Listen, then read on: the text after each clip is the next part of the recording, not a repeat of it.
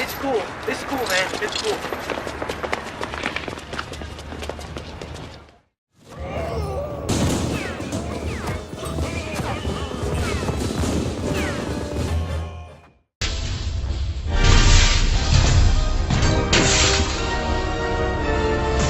We are the biggest stars in the biggest horror films in the history of horror films, guaranteed. All right, welcome to night. You can do it. Come on. Fuck. Go ahead. All right. Here we are at Frightmare in the Falls. I'm sitting beside Kane Hodder. Kane, how you doing, brother? Welcome to Niagara Falls. Thank you. How it's are good you? to be back here. Yeah. When was the last time you were here? 2013, I think. 2013. Was I it a believe horror so. show or was it just a regular con?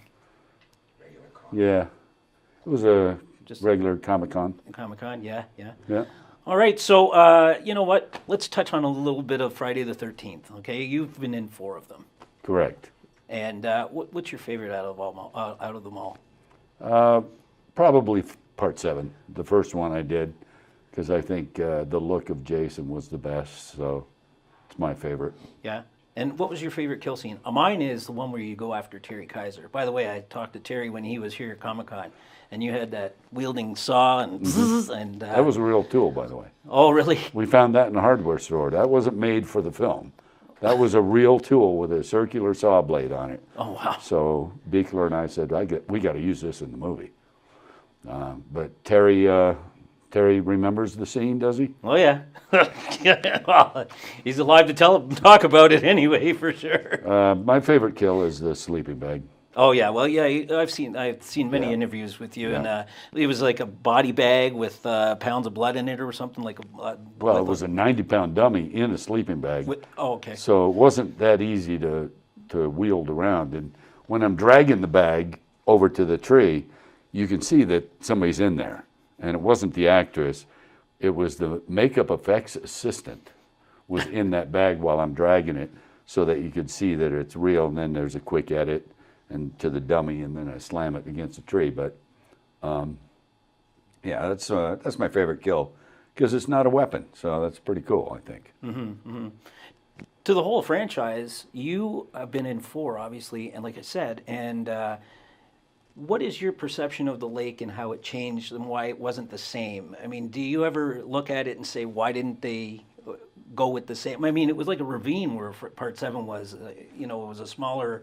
It wasn't really a lake. Right. It was not a ravine, but it was a bayou, actually. Oh, okay.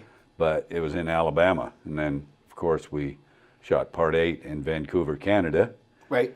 And then part 9 was Los Angeles, and Jason X was Toronto. So, Jason X was a totally different movie, but you're never going to have any consistency of the surroundings if you don't use the same area.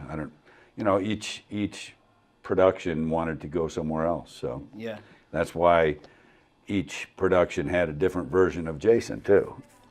It's kind of odd that Jason's look changed every time from movie to movie, but fans didn't really seem to care. Yeah, obviously I told you about C.J. Graham, and he was telling me about the regulator underwater. Did you have to do that as well at that part? For 2 days. For 2 days, eh? The last 2 days of shooting, I had to do all the underwater stuff to match the end of his movie. Sure. And there was much more that I had to do underwater. Plus, I was held underwater. I was cabled to the bottom of the pool, so I was never up. I just stayed underwater for hours at a time, just breathing on the regulator. So it was a tough way to end a tough shoot already. So 2 days underwater. But when you go to Manhattan, the part where you kick the radio, like, did you just say, "Piss on it"? I'm gonna give it. Oh my God! of course. I mean, I had to stay in character, but the tricky thing is that, when you have makeup on and then you have a hockey mask on, you have tunnel vision. Yeah. You don't, and I always purposely avoided ever having Jason look down where he's walking because I thought it weakened the character.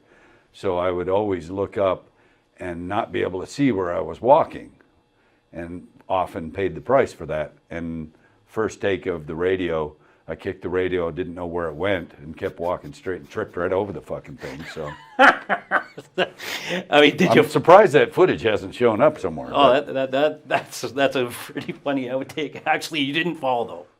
Stumbled. Stumbled, yeah, yeah. Weakened the character for sure. But, Oh, so we had to do it again, and then I kicked the radio so that it went out of my path. Right. Because I just wanted to kick it and keep walking like it was nothing. Yeah. And that's how it appears in the film. So.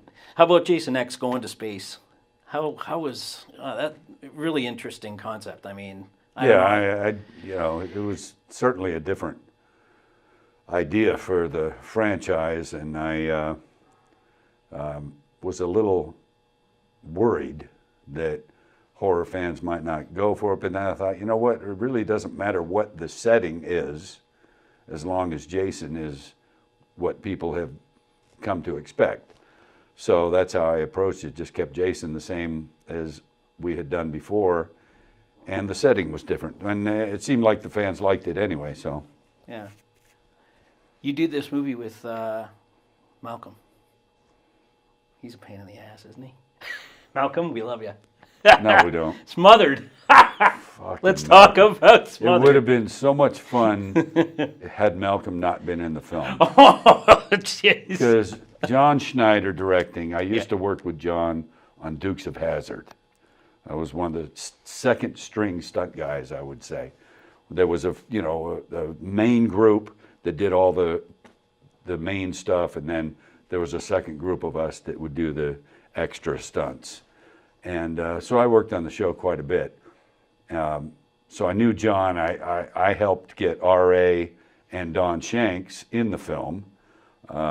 Mosley was already signed, and then they said Malcolm, and I said, who? Nah, I'm just fucking with you. Malcolm's a great guy, but we had fun. We just have fun with our banter, so. Yeah. Yeah. So you were out on the floor, and Victor Crowley, by those guys, they produced this movie. Victor Crowley is now going to be the new Hatchet. It is So, the fourth installment of the Hatchet franchise, yeah. Yeah. And it's really quite good, so Yeah. very happy. Yeah, I'm very excited I can't wait to see it. It's going to be amazing. You know what? I want to thank you very much for your time. This has been really great. Thanks, man. You are an awesome By the way, you got individual. something on your face right here. Oh, no!